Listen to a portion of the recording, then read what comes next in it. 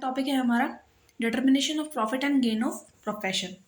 कैसे डिटरमाइन करते हैं हम प्रॉफिट या गेन किसी भी प्रोफेशन की। ठीक है, तो ये जो एलिजिबल असेसी ये जो नियम है 1/4/20 से लागू हुआ है। 21 लिखना है यहाँ पे। फर्स्ट पॉइंट है कि कोई भी जो असेसी है या तो इंडिविजुअल होगा या पार्टनरशिप फर्म होगी।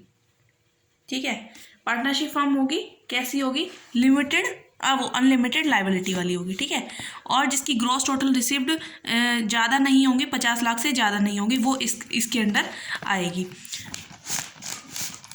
प्रिजम्पटिव इनकम कैसे निकाली? इसमें 50% जितनी भी ग्रॉस रिसिप्ट हुई है ना, उसका 50% हम उसकी प्रिजम्पटिव इनकम मानेंगे। ठीक है, पिछले वाले में तो हम क्या कर रहे थे, 6% मान रहे थे बिजनेस में। अगर हम बिजनेस की इनकम निकाल रहे हैं एलिजिबल बिजनेस की, तो उसमें हम जितनी भी रिसिप्ट हुई थी 6% मान रहे थे।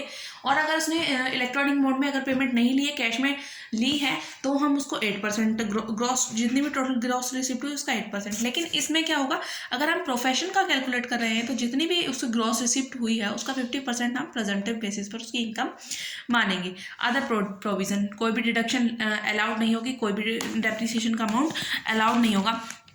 और ये जो स्कीम है वो क्या है, ऑप्शनल है कि अगर हम इस बेसिस पर मान लीजिए मेरी इनकम ज़्यादा आ रही है और मुझे इस पर टैक्स ज़्यादा देना पड़ रहा है, लेकिन अगर मैं अपना जो अकाउंट नॉर्मल बेसिस पर अगर मैं करती हूँ, सारे अकाउंट्स मेंटेन करती हूँ, ठीक है, तो मेरी इनकम कम आ रही है। ठीक है, तो क्या होगा, ये स्कीम क्या है, ऑप्शनल है, चाहे आप ऐसे बनाए या फिर नॉर्मल बेसिस पर बनाए।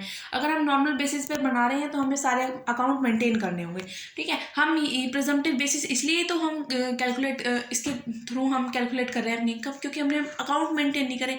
अगर हम वैसे कैलकुलेट करेंगे, अपनी इनकम को वैसे कैलकुलेट कर रहे हैं, तो सारे अकाउंट मेंटेन करने होंगे, ऑडिट कराने होंगे, और ऑडिट की जो रिपोर्ट है इलेक्ट्रॉनिक मोड में हमें देनी होंगी। ठीक है, रजिस्ट्रार में।